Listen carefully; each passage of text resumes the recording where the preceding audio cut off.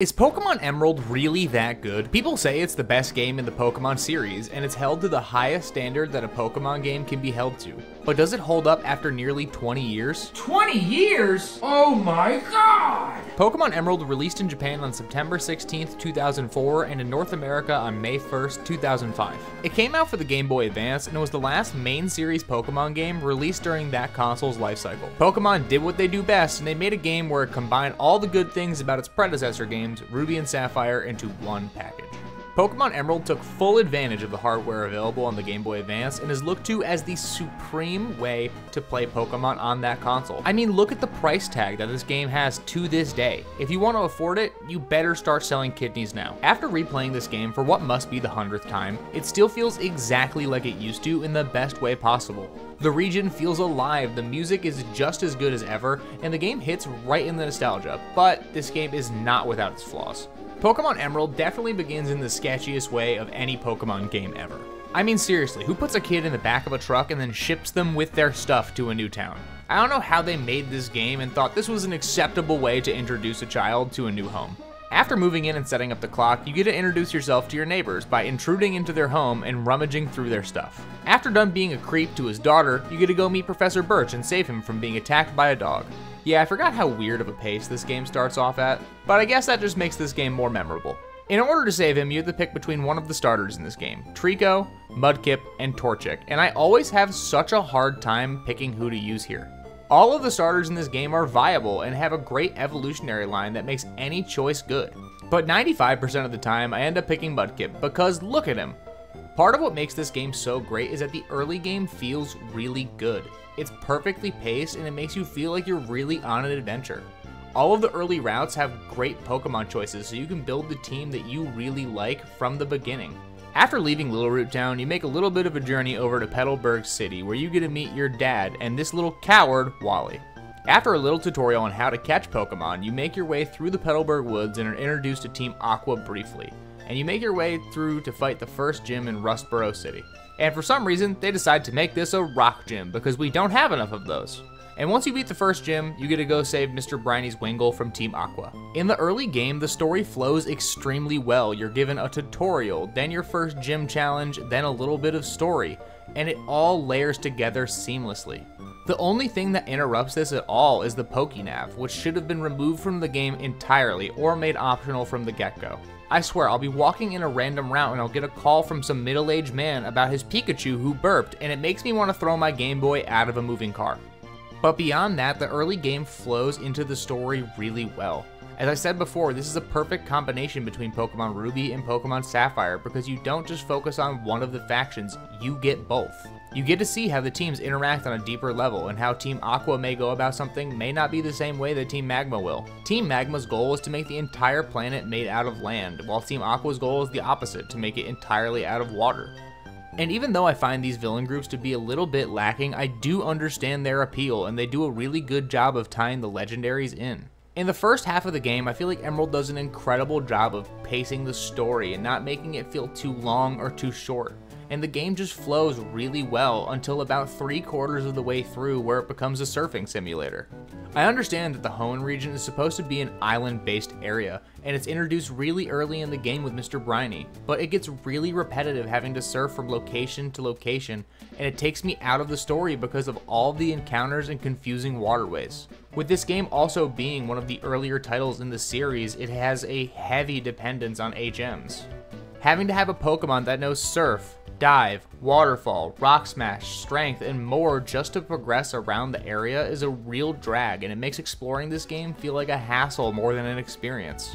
I can't tell you how many times I'd be progressing through the story just to be walled out of an area because I don't have 2 separate HM slaves on my team.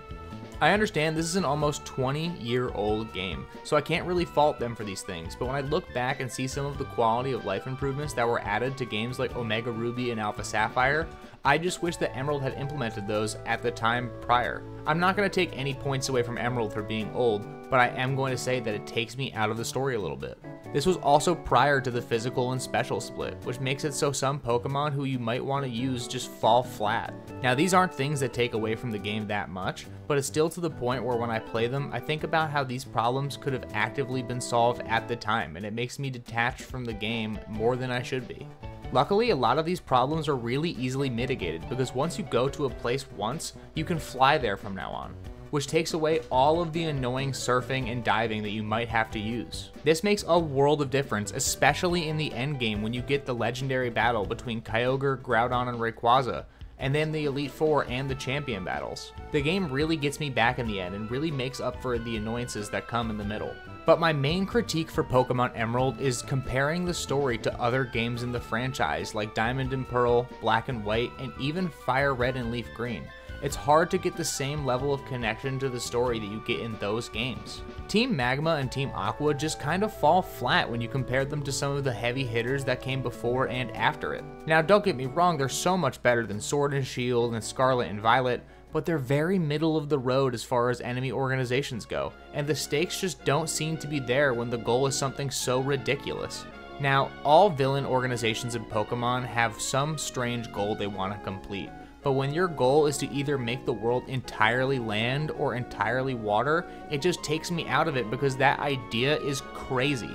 Now I understand this is a metaphor symbolizing the balance that's needed in nature, but you would think that someone on one of the teams might suggest not turning the world into a giant landmass or not flooding everything because that sounds really dumb. Their goals just don't seem like they have a large enough impact where something would drastically change, like in Diamond and Pearl where they're trying to reshape the universe, or in Fire Red and Leaf Green where they're trying to just steal Pokemon.